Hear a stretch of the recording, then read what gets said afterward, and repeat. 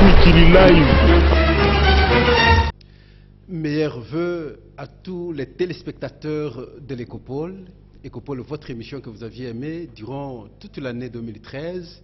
Et voilà que nous sommes pratiquement à la fin de l'année. Nous vous souhaitons alors meilleurs vœux de prospérité. Et parce que vous avez été fidèles à votre émission. Ce soir, nous recevons pour vous quelqu'un avec qui nous allons échanger. La personne en question, c'est la toute première fois que nous la recevons sur notre plateau. Et vous comprendrez pourquoi nous le recevons aujourd'hui. C'est parce qu'il doit clôturer l'année 2013. Avec nous et avec vous, bien sûr. Avec cette personne, nous allons échanger sur deux points. Le premier, c'est rapport avec la première réunion du comité de suivi ou des recommandations des concertations nationales qui a été organisée hier. Deuxième point, nous parlerons de la non-application de la mesure du ministre de l'économie et commerce, avec prétention telle qu'il fallait diminuer les prix des produits de première nécessité, mais on constate sur terrain que rien n'a été bougé. Qui ment qui? Et voilà, c'est avec votre invité. Qui cet invité? C'est un opposant, c'est une figure de proue, parce que reconnu pratiquement par tout le monde, président d'un parti politique de l'opposition, dénommé MDC, qui signifie Mouvement des démocrates congolais, c'est à la personne alors de M. Gabriel Mokia. Bonsoir, M. Gabriel. Bonsoir, M. Meilleurs vœux en même temps. Et à vous aussi, et au peuple congolais, et à tous les combattants en Europe, et à toutes les filles et fils qui œuvrent dans n'importe quel domaine pour la réussite de notre économie. Surtout pour ceux-là qui vous portent à cœur, hein, parce que tous, les Congolais vous apprécient. Je dis toutes les familles de la RDC, y compris la mienne. Alors, comme la mienne est incorporée sur l'Assemblée de la RDC, c'est pourquoi je dis ça, et à votre famille aussi. Nous nous disions, au courant de l'année, qui bientôt va s'achever dans quelques jours, que le pays allait mal. Bon, bien qu'on a dissous le M23, confirmez-vous aussi également que le pays, à un certain moment, pendant 2013, était en tout cas dans les mauvaises conditions. Merci. Et je dis meilleurs vœux à tous les prisonniers, d'où je suis venu. Parce que l'année que je vais clôturer, c'est l'année d'où je suis sorti dans cette fameuse prison, dont j'ai passé 42 mois gratuitement. Alors je dis à tous les prisonniers que Dieu soit avec vous, avec l'espoir que vous allez aussi recouvrer la liberté comme moi. Avec nos efforts, comme je suis opposant, et je lutte auprès des autorités pour la libération de tout le monde. Je dis bonne année. Alors, l'année 2013, c'est une année de guerre qui se clôture maintenant avec une petite note de semblant de paix. Je suis opposant. Je ne peux pas affirmer que tout va mieux, non, mais j'ai mes limites. Alors cette année, nous a surpris qu'à la dernière minute, bien sûr avec les concours de nous autres opposants, particulièrement moi-même, quand je suis sorti de la prison, j'ai essayé de renforcer, de forcer les pouvoirs à place, de me donner des responsabilités, de prendre tous les militaires qui se trouveront dans des prisons de la République. Je vais les caser à Kakokolo. Nous allons les former, nous allons essayer de les moraliser, parce qu'on ne peut plus les former, ils ont déjà une formation. Monsieur Moké, parce qu'il faut avoir un statut pour le faire. Oui, mais j'avais dit, alors, et nous allons les ramener à Kisangani pour aller dédouaner la Rutshuru. Bon, avec cet effort, plusieurs fois dans les médias où j'ai demandé moi-même de prendre les responsabilités, je crois que le gouvernement a fourni un effort avec les négociations, avec les tralala. Ils sont allés libérer Rutshuru. J'ai dit merci. Donc avec l'effort, c'est-à-dire que l'opposition est là pour aider le gouvernement à faire mieux, excusez-moi. Et voilà que ce n'est pas seulement une victoire qui peut être fêtée par les gens du pouvoir et nous de l'opposition, parce que nous avons y parce contribué. Que vous parlez de la victoire. J'aimerais qu'on réfléchisse, parce que quand on est allé signer les deux déclarations à Nairobi, le gouvernement et le M23, après des analyses sur place ici, telles que un camp estime qu'il y a eu accord et l'autre camp estime que c'était simplement une déclaration. Mais la curiosité, c'est que quand le gouvernement a fait sa déclaration, prend des engagements, nous nous posons la question. Au cas où les engagements ne seraient pas respectés, vous ne voyez pas que le M23 qui n'existe plus puisse cette fois-là exister pour réclamer ce que le gouvernement s'est engagé à pouvoir respecter. Merci beaucoup. Parce que les gens disent que face à quelque chose qu'on a dissous, le M23 n'existe plus, mais comment on peut alors prendre des engagements? Alors nous nous posons cette question. Mais est-ce qu'après que le gouvernement n'aura pas respecté tous les engagements, il n'y aura pas un M23 qui va ressusciter et réclamer que le gouvernement puisse respecter les engagements? Je vous confirme que le M23 existe toujours. Il y a toujours préparatif, parce qu'ils ne peuvent pas baisser les bras. Tout ce que nous voyons avec vous, ce n'est pas ça. Imaginez-vous, le gouvernement avait juré par la bouche de son porte-parole, il ne peut pas aller signer un accord avec des bandits. C'est le terme, le mot qu'il avait dit. Mais le prétexte aujourd'hui, c'est qu'on n'a pas signé l'accord, c'est une déclaration. Déclaration et accord, c'est pareil. Hein? Déclaration ne signe pas. Déclaration vient d'une manière verbale. Expliquer moi, ceci. Mais quand je pose ma signature dans un document que vous aussi vous imposez, ça dit qu'il y a un accord là-dedans. C'est pourquoi les autres, ils ont déposé leurs armes. Ils disent, bon, comme il y a un accord, voici ce qu'on va faire. On est tenté seulement de nous embrouiller. Le problème, c'est quoi? Les Rwandais tiennent toujours à récupérer les 300 km vendus par Laurent Désiré Kabila pendant l'avancée de la rébellion de l'AFD. Que vous n'avez jamais été en mesure de prouver. J'ai prouvé 8 articles. Ça suffit. Depuis le début, depuis l'époque de Laurent Désiré Kabila, j'ai été arrêté au mois de mai parce que j'avais fait des déclarations semblables. Et on m'a dit que j'étais parti tuer moins de Congolais dans un restaurant et tout ça. C'est pour m'écarter de la vie, pour ne pas continuer à faire ce genre de déclarations. Les témoins, les images sont là. Mais pour les Rwandais, accord ou pas accord, et ils se préparent toujours comment. D'abord, d'ailleurs, ils ont infiltré leurs filles et fils dans notre pays, après avoir tué plus de 3, 4, 5 millions des affaires de l'Est. Le génocide. Hein? Le génocide à l'Est de la RDC. Maintenant, ils se préparent. Ils ont déjà fait les plantations.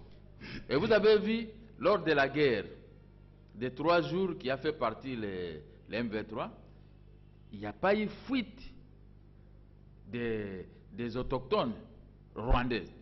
Les Congolais, les vrais Congolais avaient pris fuite. Mais ceux qui ont été implantés de force par les Rwandais et Ouganda, ils sont restés dans ces coins. Alors, vous allez être surpris quand on va faire les ressassements, vous allez voir la morphologie de qui et qui seront dans ces coins de la République. Donc, pour dire que la guerre est toujours là en permanence. C'est nous, avec vous, les Congolais, qui s'amusons. Mais les autres ne s'amusent pas. Les Rwandais viennent, appuyés par une petite partie de la communauté internationale qui aime les minéraux de la RDC, pour seulement cimenter leurs acquis qui avaient été bafoués par Laurent Désiré Kabila en refusant l'application de cet accord. Alors, la guerre a fait au moins 18 ou 18 mois, n'est-ce pas? Et la guerre s'est terminée qu'à 3 jours. C'est à vous maintenant de vous poser des questions. Qu'est-ce qui s'est passé? Et la même guerre médiatique, nous n'allons pas signer avec les bandits, mais on va signer avec les mêmes bandits. Qui joue les jeux? Qui fait quoi? Le gouvernement refuse de dire la vérité au peuple comment? De 3. Le Parlement, l'Assemblée nationale est là pour contrôler l'action de l'exécutif, c'est-à-dire que le Parlement. Dans le gouvernement. Le gouvernement. Le gouvernement. Alors, on contrôlait l'action de l'exécutif, le Parlement allait se jeter pieds et tête pour voir les termes de cet accord, pour voir qui sont ici. Que fait le gouvernement avec les pays voisins qui occupent une partie de notre territoire?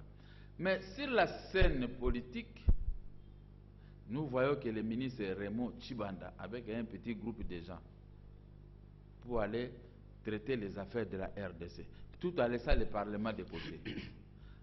Devant ce climat d'imbroglio, je vous dis, vous devez faire attention. Le gouvernement n'est pas contrôlé. L'Assemblée nationale est en train de blaguer, faire des théâtres.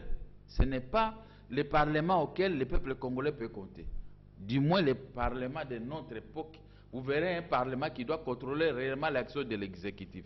Alors, sur ces points, si vous comptez sur ces accords qui ont été signés, avec une petite victoire de 3 jours, je crois qu'il y a les jours et la nuit, c'est à vous maintenant de bien réfléchir. Que sur le plan militaire, parce que là vous félicitez indirectement, bon, on est fort, à ce moment-là, est-ce que vous voyez que le Rwanda aura encore la possibilité de venir trouver son prétexte encore quelle que soit la victoire, monsieur les journalistes, même si je ne suis pas d'accord avec la victoire, État congolais, j'accepte toutes sortes de victoires. Ce que je peux demander, parce que j'ai des ambitions pour le Congo de demain, c'est de conserver maintenant ses acquis. Si nous voyons que ça boite, c'est que la haute trahison plane toujours. Alors, quel est le rôle des cours et tribunaux, parquets et les parlements de notre pays? Donc, pour le moment, c'est entre guillemets, mais on a gagné. Mais voyons. Alors, nous allons voir, parce que le problème n'est pas seulement là-bas. Oui. Vous avez suivi le porte-parole du gouvernement Lambert Mende lors de son dernier point de presse évoquer le cas centrafricain. Parce qu'il y a des problèmes, dans le cadre de la MISCA, il a fallu que la RDC envoie également des militaires pour appuyer l'organisation de manière à trouver aussi la paix en Centrafrique, parce qu'il a estimé que s'il n'y a pas la paix en Centrafrique, la conséquence c'est en République démocratique du Congo, surtout que nous faisons des frontières, une longue frontière qui va de l'Équateur jusqu'à la province orientale. Aujourd'hui, il y a beaucoup de réfugiés qui sont aujourd'hui à l'Équateur. Alors les conditions de sécurité posent problème, il faudrait maintenant sécuriser. Ouais. Nous sortons de la guerre, nous envoyons maintenant les éléments, quelques éléments, ouais. C'est pas 1000, hein, quelques centaines, et appuyer la MISCA en Centrafrique pour trouver la paix. Comment vous aussi, dans le cadre de votre parti, vous avez accueilli cette information? Voilà. Pour l'opposition, c'est la même chose à la mort d'Abiyarimana. On a injecté dans notre territoire national les anciens militaires rwandais, qu'on appelle FDLR et consorts. On croyait être aidé par la même communauté internationale, convaincre les nouvelles autorités, le Rwanda, de ramener les frères Césaire et faire une conférence nationale pour que chacun trouve son voilà, c'est comme ça qu'on voudrait prendre des précautions cette fois-ci en Centrafrique. On doit prendre des précautions, d'une manière réelle et ferme. Et comme on envoie des Burundais Centrafrique, je crains fort que le même scénario ne puisse pas se répéter dès 1994, que ça puisse se répéter dans notre territoire national. Parce que nous sommes convoités par au moins à peu près 3 ou 4 petits pays limitrophes. Et s'il y a des troubles au Centrafrique, si nous ne prenons pas garde, il y aura infiltration et c'est l'Équateur maintenant qui va subir la loi de l'Est. C'est là l'effort finalement du gouvernement. Mais il faut que ça soit sincère. Ça soit sincère parce que le gouvernement ici patauge dans tout. Patauge. Le gouvernement ne veut pas dire la vérité à son peuple, à son parlement. Le gouvernement tient à respecter, je ne sais pas quel accord, à respecter, je crois, quel genre de tribus qui veulent envahir notre territoire national. Mais moi, en tant qu'opposant, et le gouvernement ne veut même pas présenter les prescrits de ces accords à l'opposition extra-parlementaire. Donc, la loi portant organisation et fonctionnement de l'opposition politique, la loi 04, nous autorise nous à réviser tout accord. Tout problème qui se pose, nous devons poser des questions aux concernés et on doit obtenir des réponses même par écrit. Mais le gouvernement ne regarde pas le Parlement, moins encore l'opposition extra-parlementaire dont je fais partie. Là, c'est la torse aux lois de la République et surtout à la loi mère que vous appelez la Constitution. Mais alors, c'est pourquoi moi j'ai la peur. Qui sont ces militaires à envoyer? Parce qu'ici, nous sommes mélangés. Il y a des militaires de Banyamulenge qui sont des Rwandais, dont leurs frères font des troubles et ils ne peuvent pas aller se battre contre leurs propres frères. Ce sont nous les Batus, nous sommes dans la distraction. Nous sommes dans la distraction, les conflits entre nous. Voilà que ces gens sont beaucoup plus malins que nous. On nous crée des conflits, ceci, ceci. Vous êtes de l'Équateur, M. Gabriel Mokia. J'en vais en arriver là. Oui, vous avez quelle information? Parce que j'ai les formations que vous avez suivies en 1994, l'invasion des Tutsis, des Hutus dans notre pays, et après la combinaison Kagame et les Hutus pour attaquer la RDC. Vous avez vu qu'à un moment donné, c'est la RCD, Tutsi, rwandophone, soi-disant, qui occupait l'Est, jusqu'à même à Kisangani, n'est-ce pas?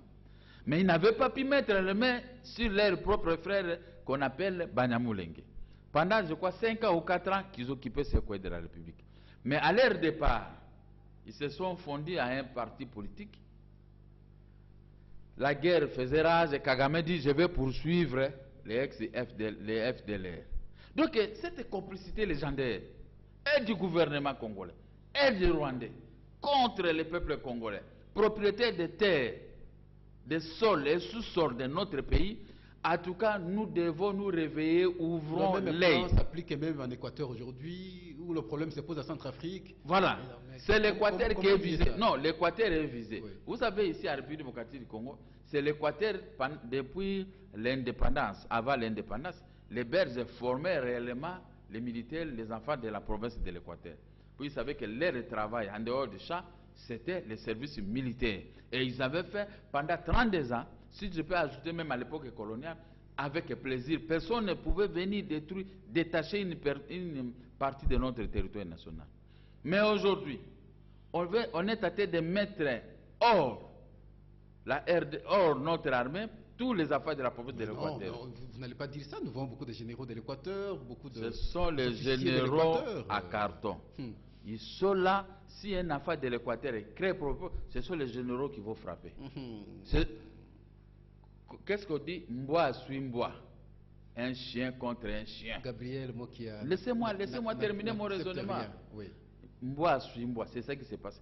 Les mêmes gens sont terroristes contre les propres frères de l'Équateur. Et ces gens qui les envoient, ils s'en moquent d'eux. Et quand vous voyez un général comme ça, son adjoint, c'est quelqu'un de l'autre obédience, c'est lui réellement qui a le commandement. Et les autres sont là que les simples figurants. C'est vos impressions. Si vous n'y prenez pas garde. C'est vos impressions. Non, c'est ça, oui, c'est normal, mais je suis politicien congolais. Sinon, si je passe dans une télévision pour dire des mensonges, pour adhérer au schéma machiavélique qu'on est tenté de construire pour l'occupation de notre pays, là, vraiment, je vais commencer à pêcher vis-à-vis des peuples congolais. Donc, les enfants de l'Équateur doivent prendre garde d'eux maintenant. Militaires, les policiers, politiciens et tout ça, notre province ne doit pas... Nous étions déjà la cible pendant l'occupation rwandaise avec Laurent Désiré Kabila. Il y a eu trop de morts des enfants de l'Équateur. Trop de morts. Il n'y a pas une province en dehors d'une partie de Kivu que les gens sont morts comme la province de l'Équateur. Et maintenant, cette guerre qui se pointe à l'horizon, avec l'encerclement des peuples Tutsis, envoyé maintenant, mais cette fois-ci c'est les Tutsis burundais qui sont maintenant dans les frontières pour surveiller, on ne sait pas quoi, quel mot d'ordre qui sera donné. Je crois que dit à nos frères de l'Équateur de prendre garde. Ils vont prendre conscience, ils vont prendre garde. Alors, parce que finalement, on avait organisé la fois passée les concertations nationales, peut-être les conséquences ont fait que la guerre avec le M23 puisse prendre fin, on ne sait pas. Mais il fallait donner des recommandations, faire des recommandations plutôt. On a fait des recommandations. Alors, aujourd'hui, nous sommes au temps de l'application des recommandations en question. Alors, la première réunion de l'équipe de suivi a eu lieu hier au Palais du Peuple. Et on a institué également une équipe de rédaction du règlement intérieur qui va suivre l'application de recommandations. C'est 700 quelques recommandations. Alors, Gabriel Mokia, aujourd'hui, vous faites quelle lecture? Parce qu'on a organisé les concertations nationales, on a fait des recommandations. Pour les appliquer, il faut encore une autre commission. Comment vous voyez ça? Bon, vous savez, c'est un pays habitué à des réunions, des recommandations, de ceci. Nous sommes habitués comme ça. Concertation, concertation. Il y a trop de mots qui nous échappent même. Parce que vous m'avez présenté comme président de MDC, non, président de MDECO. MDCO. Un mouvement des démocrates congolais. C'est vrai, je rectifie. Bon. Ils veulent faire les règlements intérieurs. On avait déjà fait un règlement intérieur dont j'avais une copie. Ce jour-là, à l'entrée, moi j'étais là. Mais quand j'ai compris que c'est autre chose, je suis sorti pour ne plus... Autre chose, ça veut dire quoi? Non, ça, c'est son frère. Comme j'avais déjà accepté l'applicabilité de ces résolutions, je ne peux plus critiquer. Vous commencez à garder secret face au public, monsieur? Non, il n'y a pas de secret. Il n'y a pas de secret. Autre chose alors? Mais parce que j'avais compris qu'il y aurait une majorité qui va se créer immédiatement, contrairement à l'esprit et la lettre de ce que nous on avait concernant les concertations. Parce que je suis l'initiateur depuis 2006. J'avais même dit à Jean-Pierre Mbemba, il faut qu'il y ait des concertations. Mon fils, il faut qu'il y ait des concertations. Parce que tel que je vois, les autres ne vont pas bien conduire le pays. Je crois qu'il m'avait donné raison. Même là où il est, que Dieu le protège très bien pour qu'il puisse se rater dans notre pays. Mais vous avez vu ce qui s'est passé, l'occupation à plusieurs têtes. CNDP, maintenant, qui encore, c'est le MV3. Et vers Béni et Consort, il y a encore d'autres rébellions qui pataugent là-bas. Alors, j'avais dit, comme il y a plusieurs règlements intérieurs, ce n'est pas mauvais, mais nous passons notre temps. On est daté de se distraire. C'est ça la distraction. Là, même un intellectuel congolais. Avant les concertations ou pour la rencontre du comité de suivi? Non, ça c'était avant. Mais maintenant, je dis, comme vous m'avez dit ici, qu'il y a eu une réunion du comité de suivi, ils sont en train maintenant d'élaborer les règlements intérieurs, n'est-ce pas? Oui. Mais ce sont des distractions. Quel est le problème? On doit procéder à l'applicabilité sans faille des recommandations de concertation. J'avais adhéré à ces recommandations. C'est mon pays, j'ai des amis qui sont en prison, comme Diom Dengala, comme Coutinho Fernando qui est malade, et y compris... On va évoquer son cas aussi. Chaloupa vient de sortir. Alors, si je refuse l'applicabilité, c'est que je ne veux pas de mes frères là. Nous avons accepté. On préfère se réduire pour atteindre un objectif. Mais maintenant, je veux voir jusqu'en janvier quelle sera l'applicabilité. Première applicabilité qu'on a voulu nous faire voir. Vous avez suivi la signature de l'ordonnance portant une mesure de grâce. Bon, dans cette ordonnance, il y a eu l'ordonnance a retiré par la main gauche ce qu'elle avait donné par la main droite. Ça veut dire la main droite a signé l'ordonnance pour pouvoir libérer les prisonniers politiques et tout le monde. Mais maintenant, la main gauche va aller s'interposer. Ceux qui sont accusés pour crime de sang, ceux qui sont accusés pour viol, tout ça, on a. C'est pour viser certaines personnes. On vise Djomi et Coutinho. Et pourtant, il s'agissait d'une grâce. Une mesure de grâce. Dans cette mesure de grâce, ça s'accompagne comme l'amnistie. Quand nous définissons l'amnistie en termes clairs, qu'est-ce qu'on appelle l'amnistie? C'est un acte de pouvoir législatif qui annule des condamnations et leurs conséquences pénales. C'est-à-dire que vous avez tué quelqu'un, on peut toujours, avec ce genre de loi ou mesure de grâce, on peut toujours gracier même une personne qui a tué. Partout dans le monde, c'est comme ça. Mais quand on veut entrer dans une révolution de la réconciliation, on oublie. C'est la même chose, un exemple simple. Quand Dieu veut vous pardonner, il ne regarde pas que tu avais tué et il pardonne. Si Dieu il veut te pardonner. C'est ça. Tout ce que nous faisons par jour ici, nous commettons des péchés. Vous regrettez quoi? Parce que je regrette. Coutinho, jusque-là, n'est pas gracié. Et pourtant, il a fait beaucoup de temps en prison. Oui. Il est malade de surcroît. Il sortirait. Vous êtes entré dans ma tête, dans ce que moi je suis en train de penser. Parce qu'on devait gracier en premier lieu celui qui est malade et gracier tout le monde. Si le cas Djomé va être renvoyé au niveau de l'amnistie, tant mieux. C'est en janvier qu'on doit examiner la loi de l'amnistie. Mais là, on pardonne. C'est la même chose, je dis, je vous pardonne parce que vous m'avez fait ceci. C'est l'amnistie qui entre. Quand je vous pardonne, je ne vais pas m'en souvenir. Vous m'avez injurié, moi qui m'avais offensé, ça j'oublie. C'est ce que fait Dieu.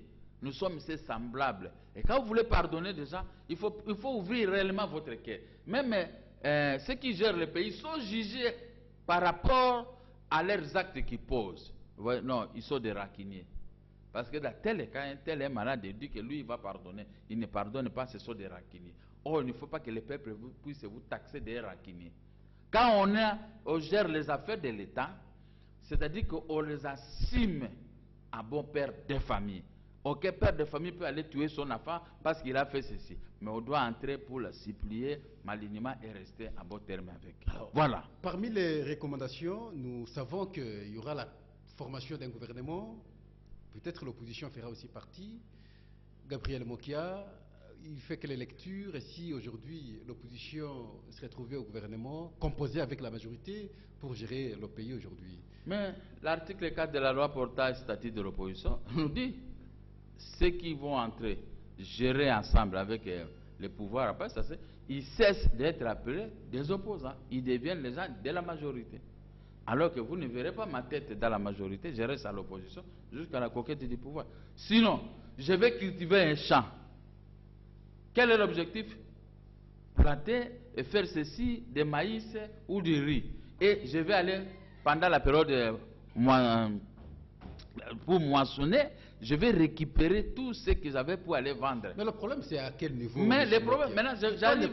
Pourquoi ne pas additionner, n'est-ce pas, les idées avec les autres pour bien gérer? Non, j'arrive. Je vous ai fait définir l'article 4 de la loi portant statut de l'opposition. Si vous entrez dans ce jeu gouvernemental, c'est-à-dire, vous pouvez perdre votre statut de l'opposition.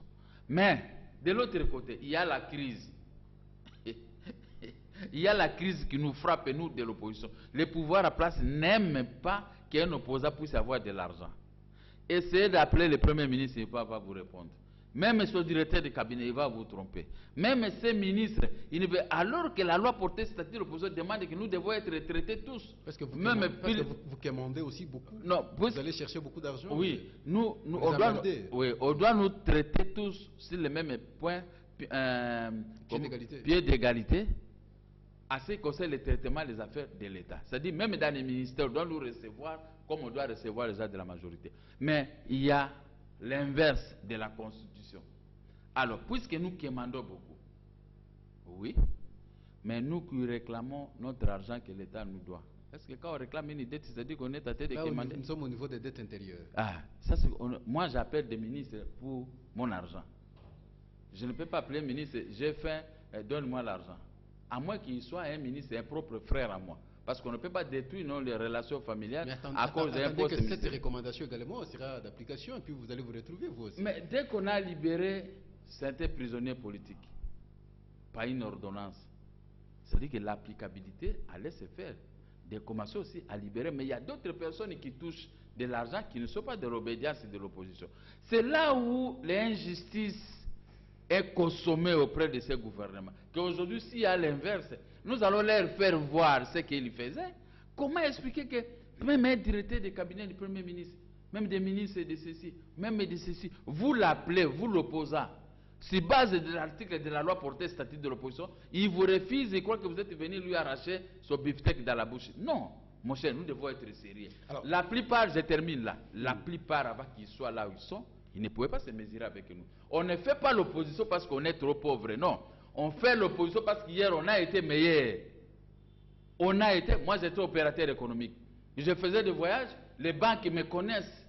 Je n'avais pas besoin d'aller dans une banque, mais j'appelle, on m'envoie de l'argent. Et j'ai remboursé totalement ce que je payais dans des banques. Mais pas aujourd'hui les gens qui sont venus s'installer dans notre pays, mais pour eux, ils doivent d'abord remplir leur ventre. Mais je n'ai pas un petit ventre quand même. J'en ai.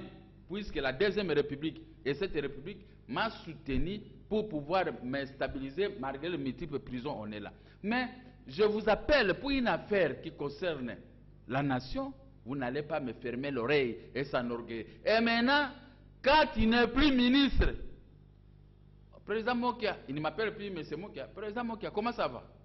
Et moi, je suis très rapide. Et ça, c'est le comportement général de tout politique congolais. C'est l'impression que nous avons finalement, M. Mokia. Vous changez de comportement aussitôt que vous n'êtes plus au pouvoir.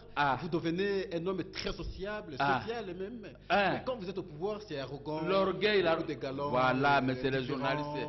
Merci beaucoup, je vous remercie parce que vous faites aussi, vous connaissez aussi mieux. Ça, je vous félicite. Je vous dis que nos frères congolais ont l'arrogance plus que les coqs. Le coq, vous savez, quand le coq voit maman poule, tu vois l'expression qui mène là-bas pour draguer la maman poule. Donc alors, maman, qui que vous soyez, même si vous amenez un bateau pour le frapper, il peut chercher à vous opposer une résistance. Est-ce Ce n'est pas qu'il vous normal. arrive de comprendre quand vous avez une portion de pouvoir, vous gérez les affaires de l'État, Ouais. est-ce qu'il vous arrive de comprendre la nécessité ou l'objectif ou l'importance de cette gestion? Non, là, on trouve que c'est de l'orgueil qui prime. Ils ne comprennent pas. Mais les jours que moi je serai aux affaires de l'État, parce que j'ai commencé ça dans les bas. Attention, on risque d'arriver jusqu'à ce qu'on sera à Jérusalem, monsieur Moki, parce que vous attendez toujours. Non, Chacun sait. Le but de la création des partis politiques, ce n'est pas d'aller se mettre à la majorité, comme certains ont fui d'autres partis politiques pour aller là-bas dans Boakanzoto. Mais moi, les jours que nous serons au pouvoir, vous allez voir demain quel genre d'homme qui nous gère. Parce qu'on sera des gens simples au service de cette nation. Une autorité est au service de la nation. Alors, n'est-ce pas? Attendez, je termine là. Pour nous, si je suis au pouvoir, c'est que je suis venu servir cette nation. Je ne peux pas payer un Congolais 50 000 francs, 60 000 francs. Et avec l'orgueil, voilà là où ça amène les gens à payer leurs propres frères avec cet orgueil 50, 60, 70 000 francs par mois. Mais lui-même, s'il peut capitaliser ce qu'il fait comme dépasse par jour, donc il y a le jour et la nuit. Ce n'est pas possible. Qui vous a fait roi? Ça, c'est la question. Ah. Qui vous a fait roi? Nous estimons que c'est la population qui vous a fait roi. Mais la même population qui vous a fait roi est maltraitée par vous-même qui l'a gérée. Et là, ça pose problème. Alors, ça, c'est la question que Laurent Désiré Kabila avait posée sur Otenika à qui? Au maréchal Mobutu. Voilà. N'est-ce pas? Mais comme vous venez de reposer cette question, je suis très content parce que le gouvernement, après, c'est l'émanation du gouvernement de l'AFDEL. Hein? Bon, qui les a fait roi? Alors, monsieur, voilà, vous pouvez être orgueilleux jusqu'à ce point. En tout cas, je veux que des ministres et d'autres personnes me répondent, même dans les médias. Quelle opinion vous disent, monsieur Mokia? Monsieur Mokia, c'est un politique négativiste, il ne sait que critiquer, il n'apprécie rien. Mais alors, nous complétons une autre petite question. Qu'est-ce qui vous plaît dans ce gouvernement? Ne fût-ce qu'un point positif, parce que nous clôturons l'année. Il n'y a que le boulevard du 30 juin, c'est tout. Il n'y a que le boulevard du 30 juin qu'on a agrandi. Parce que vous êtes véhiculé quand vous passez. Non, non, écoutez, moi je ne suis pas fier. Tel que tu me vois, je vous ai toujours dit, tu viens dans mon petit bureau, moi je reçois tout le monde. Audience ou pas audience, rendez-vous par rendez-vous. Je suis un homme très simple. Combien de fois je vais expliquer aux Congolais que le jour où je serai au sommet, vous allez voir la simplicité.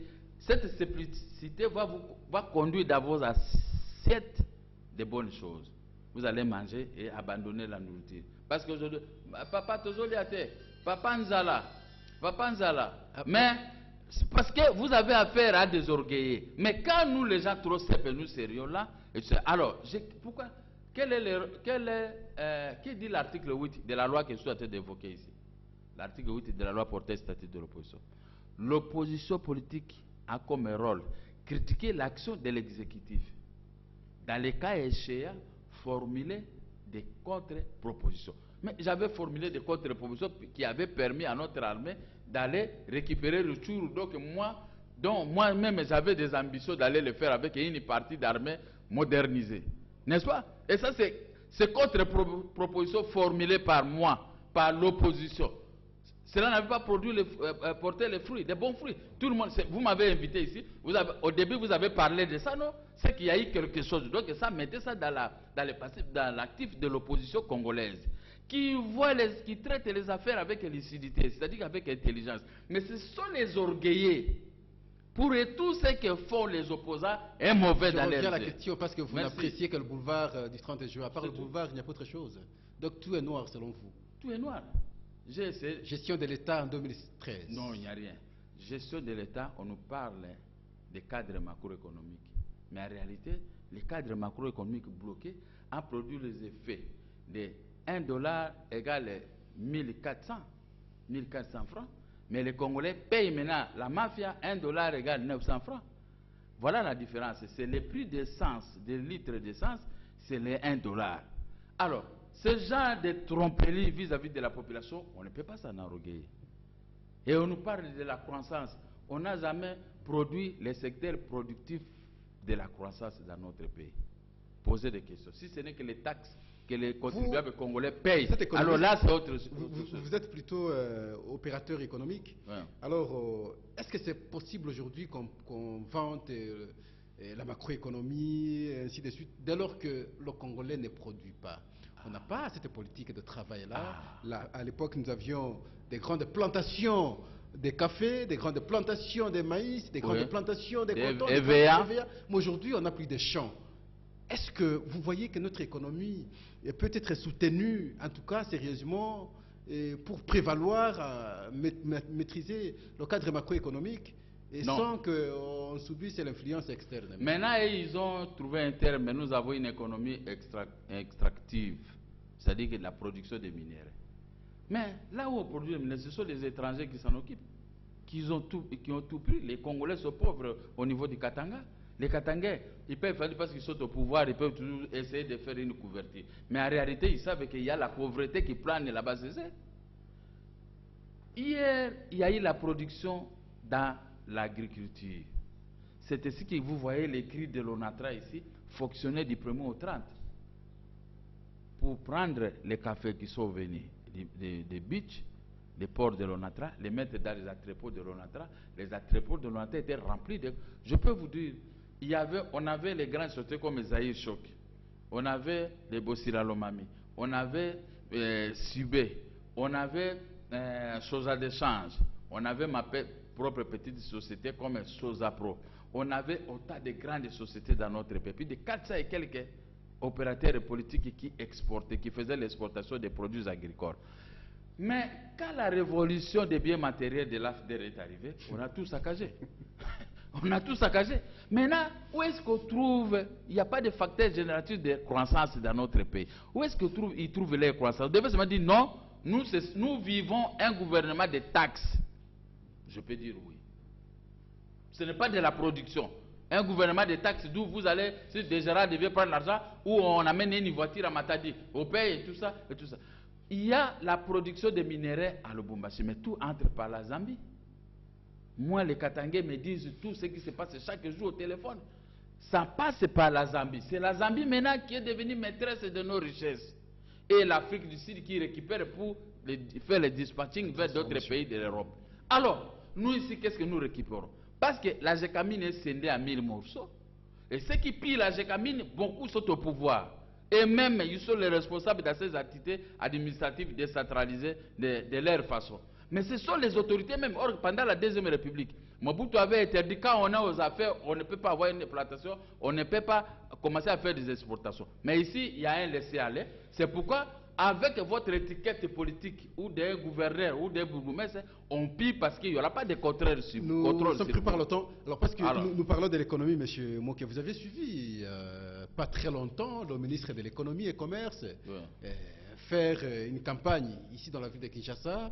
Il était aux côtés du directeur général de l'OCC, et avec la presse, des émissions ont été organisées, descendre sur certains marchés de la capitale.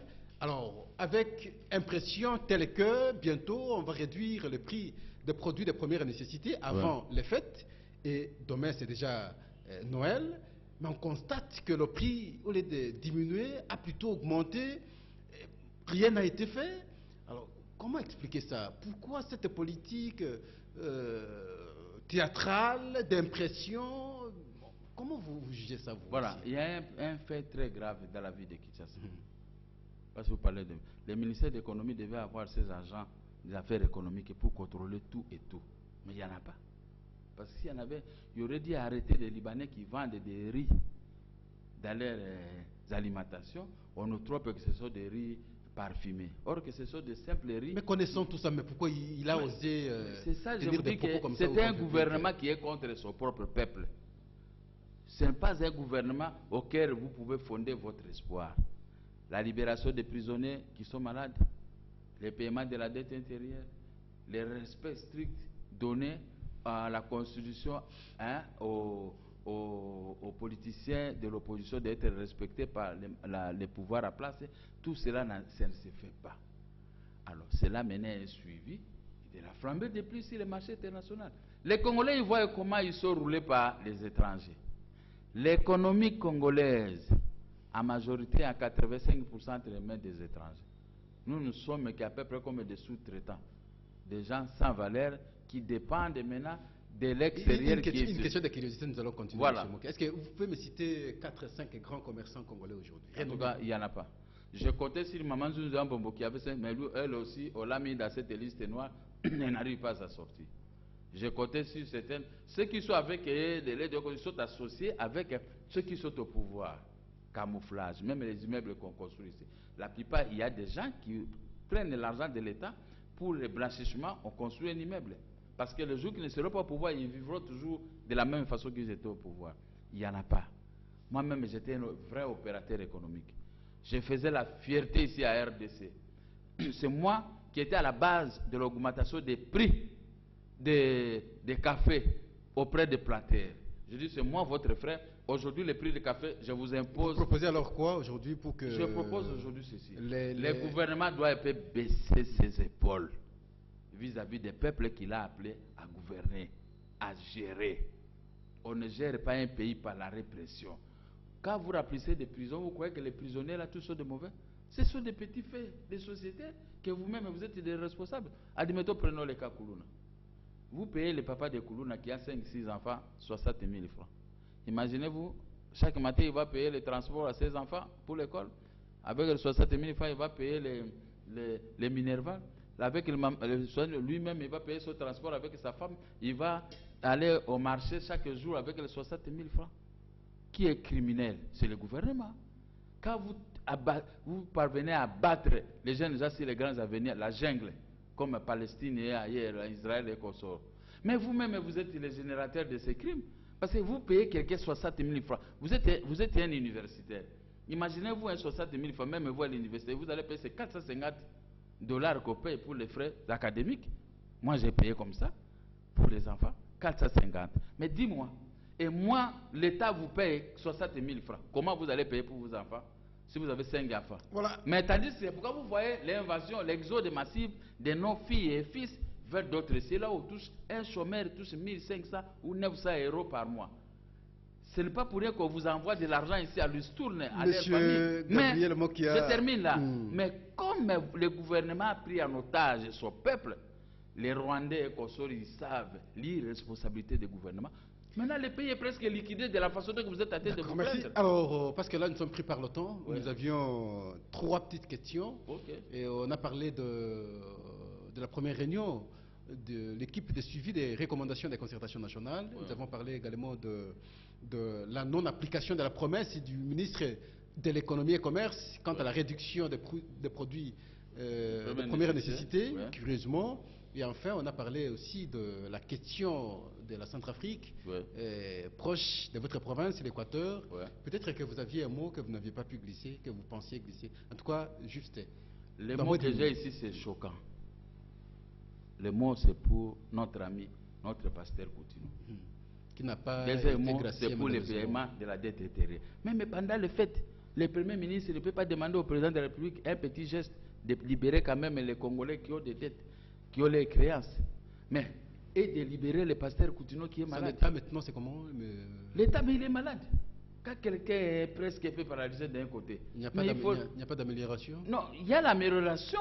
Les médecins congolais quand même sont des spécialistes. Ce n'est pas pour eux qu'ils sont engagés facilement ailleurs.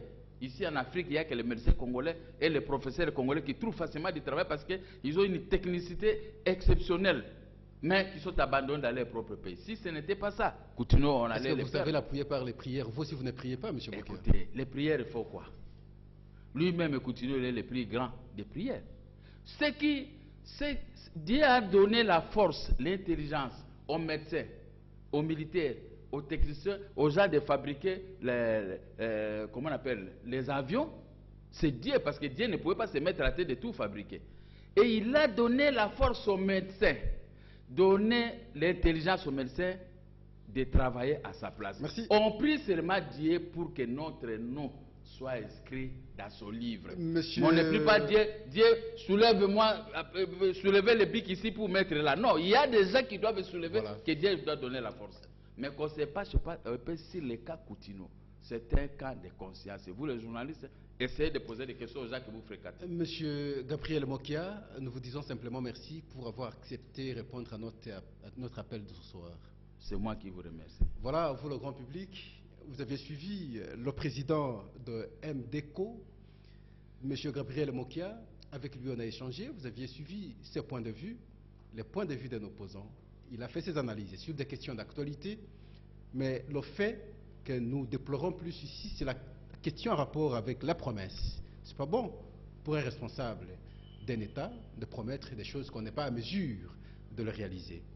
Alors, vous aviez suivi très attentivement les points de vue de votre invité. Nous sommes à la fin, mais nous vous prions en même temps de comprendre que quand vous avez une portion de pouvoir, c'est pour l'intérêt de tout le monde. Parce que vous n'êtes pas là par votre propre effort, mais c'est parce que nous sommes dans le cycle aujourd'hui démocratique, les élections, tout ça. Il y a un peuple qui vous fait roi. Le même peuple doit quand même se retrouver. Mais quand le peuple ne se retrouve pas, nous pensons que ce n'est pas une bonne chose. Changeons le style de vie, parce que quand on n'est pas au pouvoir, on a un comportement autre. Lorsque nous avons au pouvoir, nous portons les galons, alors là ce n'est pas normal. Et pourtant, nous ne sommes que des êtres qui vont passer, comme a dit un philosophe, tout coule, tout passe. Rien ne demeure. Tous nous allons passer, et parce que nous allons passer, changeons de comportement, préparons notre progéniture. Merci, nous nous rencontrerons à la semaine prochaine.